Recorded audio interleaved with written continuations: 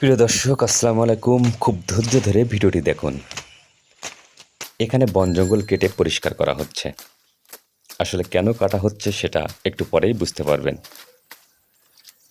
দেখেন, ছোট্ট একটি গর্ত রয়েছে এবং গর্তের ভিতরে পানি।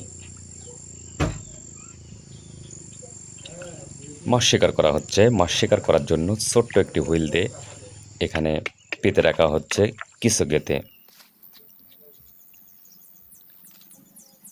দেখা যাক এই গর্তের ভিতর থেকে এই ফিশারম্যান কি মাছ শিকার করে।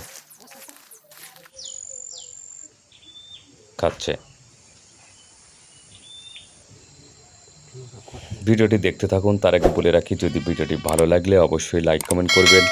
আর এরকম ভিডিও প্রতিনিয়ত পেতে আমাদের চ্যানেলটি সাবস্ক্রাইব করতে ভুলবেন না। অসাধারণ। এটা একটি ক্যাটফিশ।